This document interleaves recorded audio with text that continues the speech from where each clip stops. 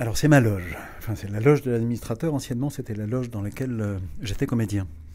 Donc c'est une loge qui finalement réunit toutes les strates de ma vie. À l'entrée il y a quelques cintres qui pendent, d'anciens costumes qui m'ont été redonnés pour mon rôle d'administrateur, parce que je pensais, ça me faisait un costume voilà, déjà fait.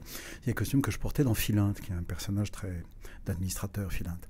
Et puis je me suis aperçu que j'étais incapable de porter un costume de scène dans la vie. Voilà. Et puis il y a des maquettes en cours, voilà, parce que c'est là, encore une fois, que je travaille le plus souvent. C'est un peu mon antre, c'est mon endroit de solitude ici. Il y a plein de lampes d'architectes, de lampes de maquettistes dans certaines marches et d'autres pas.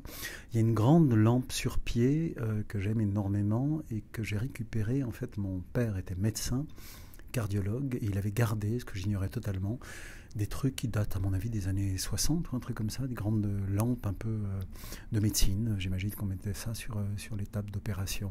Voilà.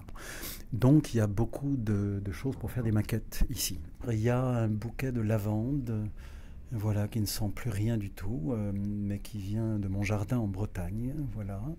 J'ai, comme tous les acteurs, on ne sait pas quoi faire des cadeaux de première. On nous offre des cadeaux et puis il y a tous les 10 ans, on fait un grand ménage où on les balance, où on offre ça dans un carton à un gosse qui est ravi d'avoir un bout de crâne, un petit oiseau, un coucou. Voilà, c'est un petit peu là. Notamment, il y a beaucoup de choses qui datent d'Hamlet, de Dan Gemmett. Donc ça s'accumule et là, ça devient. Il va falloir que je range parce que ça devient vraiment, vraiment un foutoir. Assez réjouissant. C'est pour ça que finalement tous les résidus de mes différentes casquettes se retrouvent et se collaborent ici entre elles.